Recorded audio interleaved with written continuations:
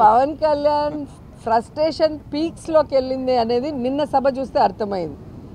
ఈరోజు పవన్ కళ్యాణ్ తెలుసుకోవాల్సింది ఆవేశంగా ఊగితేనో గట్టిగా అరిసి మాట్లాడితే ఓట్లు పడతాయంటే ఆర్ నారాయణమూర్తి గారు ఎప్పుడో ప్రధానమంత్రి అయి ఉండేవారు. సో ఆవేశంగా ఊగామా అరిచి మాట్లాడామా అనేది కాదు. మనం పార్టీ పెడితే ప్రజలకు ఏం చేయబోతున్నాం అనేది చెప్పాలి.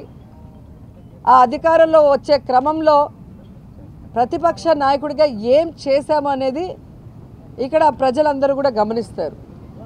పార్టీ పెట్టి ఎన్నేళ్ళయింది? దాదాపుగా జగన్ గారు పార్టీ పెట్టిన దానికి పవన్ కళ్యాణ్ పార్టీ పెట్టిన దానికి 1 year తేడా ఉంటుంది అంతే.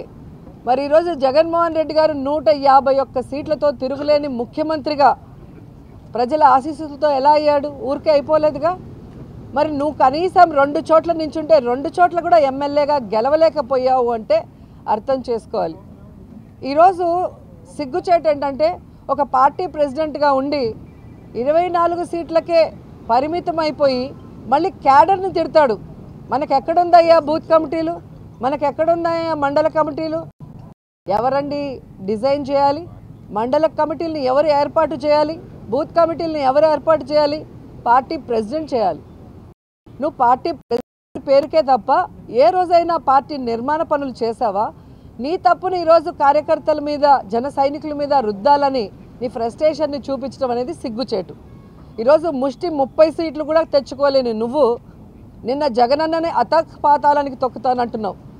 నువ్వు చంద్రబాబు నాయుడు దగ్గర ఊడిగం చేస్తూ ఈరోజు అధపాతాలానికి వెళ్ళావు అనేది నిన్న మీటింగ్తో స్పష్టంగా అర్థమైపోయింది. ఈరోజు ఆంధ్రప్రదేశ్లో టూరిజంలో 3rd place వచ్చాము అంటే తిరుమల తిరుపతి దేవస్థానానికి పర్యాటకులు అధికంగా రావటం, అన్ని ఫెసిలిటీస్ తిరుమలకు ఉండటం వల్ల. సో అదే క్రమాన్ని రాష్ట్రమంతా కూడా ఉండే ముఖ్యమైన టెంపుల్స్ అన్నిటినీ కూడా ఆ విధంగానే పర్యాటకులు వచ్చే విధంగా ఈరోజు ఈ ప్యాకేజెస్ అనేది డిజైన్ చేయడం జరిగింది. అంతకుముందు ఆ సీజన్లో అంటే కార్తీక మాసం వచ్చినప్పుడు పంచారామాలు కానీ అలా ఏ మాసంలో ఆ మాసం సంబంధించిన టెంపుల్స్ని చేస్తూ వచ్చాం.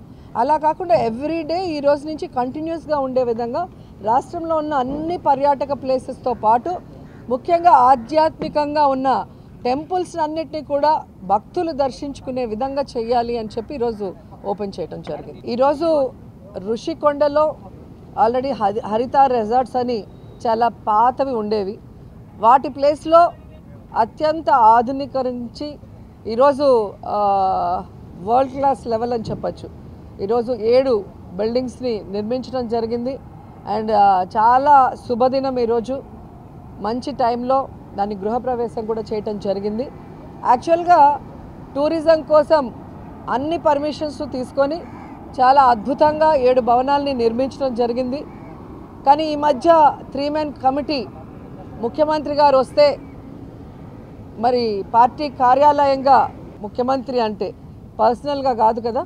సో ముఖ్యమంత్రి గారు ఎక్కడుంటే బాగుంటుంది, ఎక్కడి నుంచి పరిపాలిస్తే బాగుంటుంది అన్న క్రమంలో 3-man కమిటీ వైజాగ్లో ఉన్న అన్ని ప్రదేశాలని కూడా సందర్శించారు.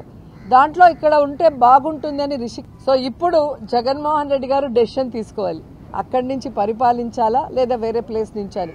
జగన్మోహన్ రెడ్డి గారు అది డిసైడ్ చేస్తే ఇక్కడి నుంచి చేస్తే బాగుంటుంది అని రిషికొండ నుంచి మరి క్యాంప్ ఆఫీస్గా పరిపాలన స్టార్ట్గానే అది కంటిన్యూ అవుతుంది. టూరిజం రిసార్ట్గానే కంటిన్యూ అవుతుంది. ఈరోజు ఒక మహిళ సక్సెస్ఫుల్గా ఉంటే కష్టపడి పైకి వస్తే పక్షాలు చేసే తప్పుల్ని ఎత్తి చూపిస్తే ఇలా నీచంగా మాట్లాడటం, వల్గర్గా మాట్లాడటం తెలుగుదేశానికి జనసేనకి వెన్నతో పెట్టిన విద్య.